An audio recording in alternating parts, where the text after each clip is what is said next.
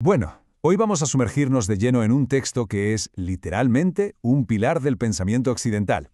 Y el tema no podría ser más monumental. Bajo el título exacto de Existencia de Dios, este análisis no busca simplemente lanzar ideas abstractas al aire. ¿Qué va? El objetivo principal de esta doctrina es agarrarnos de la mano y conducir nuestra mente hacia el conocimiento de Dios. Pero ojo, no como un ser aislado por ahí, sino lógicamente como el primer principio y el fin último de todas las cosas.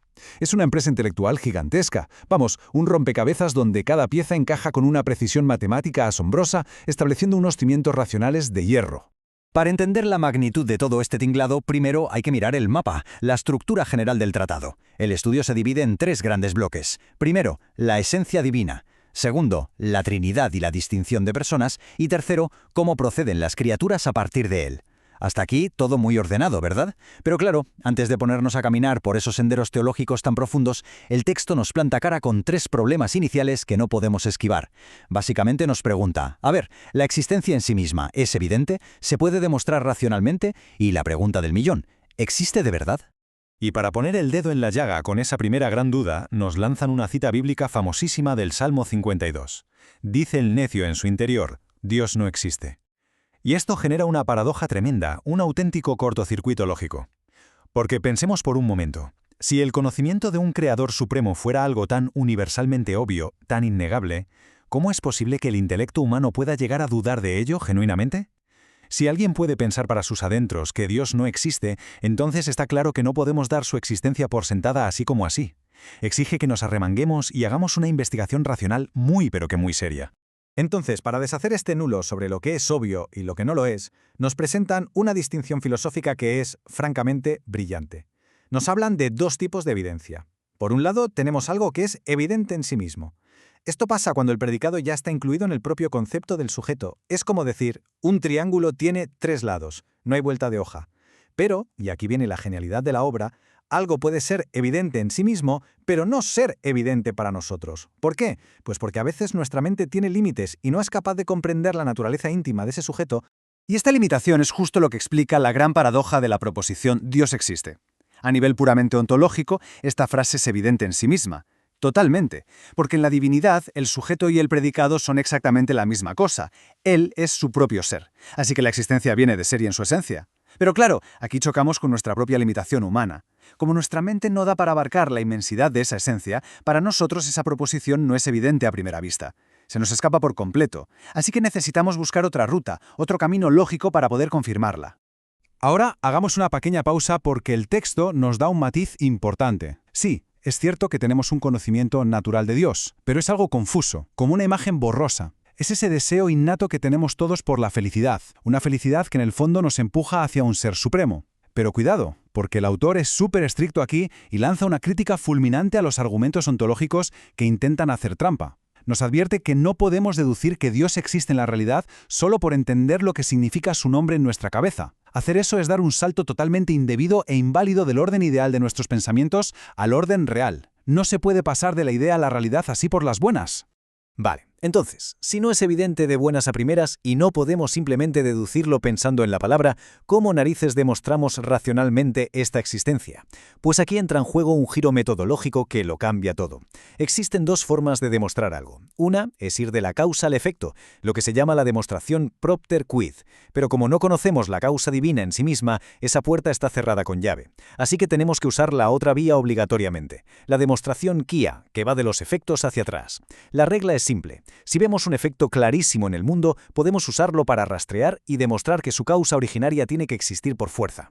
Y esta postura es fascinante porque sitúa el debate en un terreno inesperado. La demostración de la existencia no se plantea aquí como un acto de fe ciega o un dogma caído del cielo, sino como un riguroso preámbulo de la fe. La idea es que la fe presupone el conocimiento natural, exactamente igual que la gracia construye sobre la naturaleza. Es decir, el argumento confía plenamente en la razón humana. Por eso, arranca usando una definición puramente nominal. Se pregunta qué significa el nombre, fijándose únicamente en los efectos terrenales que podemos ver y tocar. Prepara todo el terreno lógico antes de siquiera apelar a la creencia religiosa. Claro, Llegados a este punto, cualquiera podría levantar la mano y poner una objeción muy razonable. Oiga, los efectos que vemos en el universo son finitos y limitados, entonces, ¿cómo vamos a probar con ellos una causa infinita? El argumento, lejos de esquivar la bala, lo admite sin problemas. Reconoce que, efectivamente, hay una desproporción enorme. Los efectos finitos jamás nos van a permitir conocer cómo es esa causa infinita por dentro, en toda su esencia. Pero, y esto es lo verdaderamente crucial, sostiene firmemente que esos efectos sí son más que suficientes para demostrar con absoluta claridad matemática que esa causa tiene que existir. Quizás no sepamos exactamente cómo es, pero sabemos seguro que es. Y así, armados con esta lógica implacable, llegamos al auténtico motor deductivo del texto, las famosísimas 5 vías. Que nadie se equivoque, no son metáforas bonitas ni intuiciones poéticas. Son 5 argumentos metafísicos blindados, con una estructura lógica de hierro, y todos comparten el mismo método, que es súper transparente. Arrancan desde el barro, desde la experiencia sensible más básica y cotidiana, y a partir de ahí, tirando del hilo inquebrantable de la causalidad, eslabón a eslabón, construyen un camino de subida que nos lleva inevitablemente a la necesidad absoluta de un primer ser. Vamos a desgranarlas. El primer escalón de esta subida es la vía del movimiento. Arranca de lo más obvio. Miremos a nuestro alrededor. Todo en el mundo físico se mueve y cambia constantemente. La regla lógica aquí postula que todo lo que se mueve es movido por otro. Nada arranca por sí solo, de la potencia al acto. Pero claro, si empezamos a rastrear quién mueve a quién hacia atrás, no podemos irnos hasta el infinito, porque entonces no habría un primer motor y por tanto no habría movimiento ahora mismo. Así que, por pura necesidad, llegamos a un primer motor que mueva todo sin ser movido por nadie. Es como un bastón físico.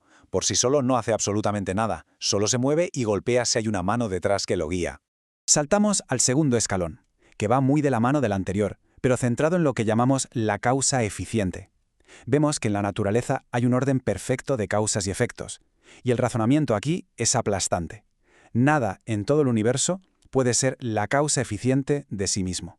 Sería absurdo, significaría que tendría que existir antes de existir.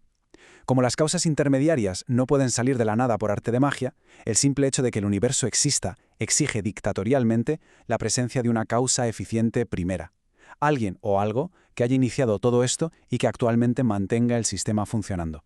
El tercer peldaño nos mete en aguas un poco más profundas, la necesidad y la contingencia. Las cosas que vemos en el mundo nacen, se destruyen y desaparecen. Es decir, tienen la posibilidad de no existir. Son seres contingentes. Pues bien, la lógica más estricta nos dice que si absolutamente todo fuera así, si todo tuviera la posibilidad de no existir, en un tiempo infinito hubo de haber un momento de nada absoluta. Y como de la nada nada sale, hoy no existiría el universo. Así que para evitar esta total imposibilidad, es imprescindible postular la existencia de un ser absolutamente necesario, que tenga la razón de su existencia en sí mismo. Subimos al cuarto argumento que examina los diferentes grados de perfección que estructuran nuestra realidad. En el mundo hay cosas mejores y peores, más nobles o menos nobles, más verdaderas o menos. Pero usar palabras relativas como más o menos solo tiene sentido lógico si existe un estándar máximo con el que podamos medir. Esas perfecciones relativas implican, por pura necesidad, un máximo ser que actúe como la causa fundamental de todas ellas. Es la misma dinámica del fuego. Al ser la expresión máxima del calor, opera como la causa última de absolutamente todo lo que está caliente.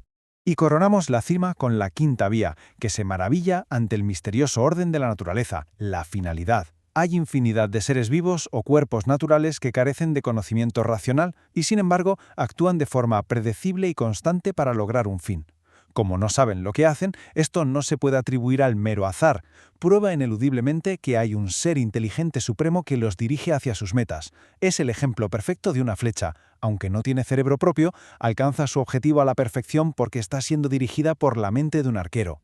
Bueno, habiendo escalado esta inmensa montaña de lógica, el texto no se esconde ni mira hacia otro lado. Se enfrenta cara a cara con el contraargumento más contundente y duro de toda la filosofía. Y es una pregunta incómoda pero absolutamente vital. Si la razón acaba de demostrarnos que hay un primer principio universalmente bueno, perfecto y necesario, ¿cómo demonios explicamos el mal en el mundo?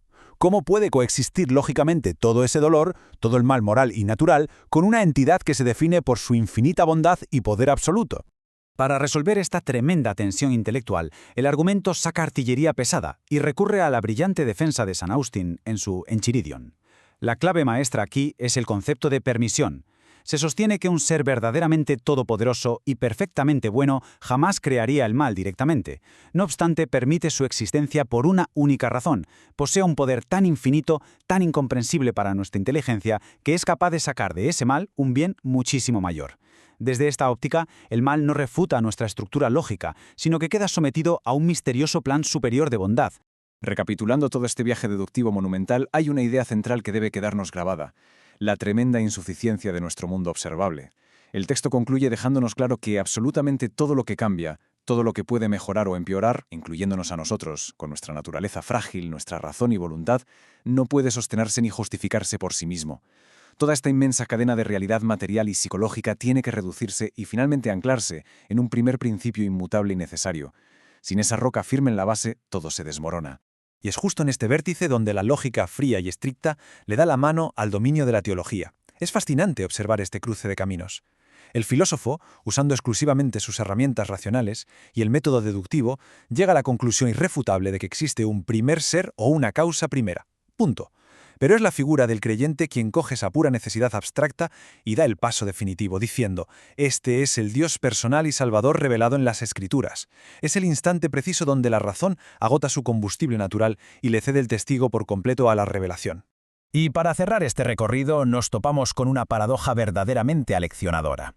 Después del inmenso esfuerzo por levantar esta majestuosa arquitectura racional, la conclusión nos baja los humos. Nos dice que el conocimiento más alto que una mente humana puede alcanzar en esta vida terrenal es, asombrosamente, unirse a esta primera causa reconociéndola como un gran desconocido. A medida que nuestra inteligencia escala a las mayores cumbres de la lógica, más conscientes somos de la distancia inabarcable que nos separa.